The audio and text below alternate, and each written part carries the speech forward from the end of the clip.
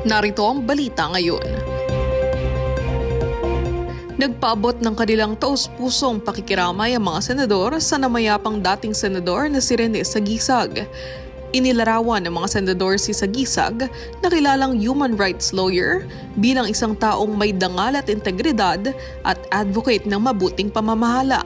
Sa pahayag ni Senate President Juan Miguel Zubiri, inilala niya si Sagisag bilang mambabatas na isinabuhay ang prinsipyo ng pagtulong sa mga kapuspalad sa pamamagitan ng pagbibigay ng libreng legal service.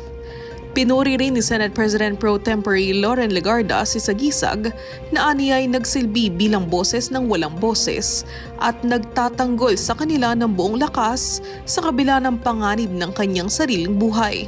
Nagsilbi si Sagisag bilang senador mula 1987 hanggang 1992 at bilang presidential spokesperson ni dating Pangulong Cory Aquino mula 1986 hanggang 1987.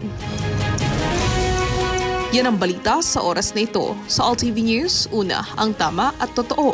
Sundan ang mga balita sa ALTV News PH sa Facebook. Manatiling nakatutok sa All Radio 103.5.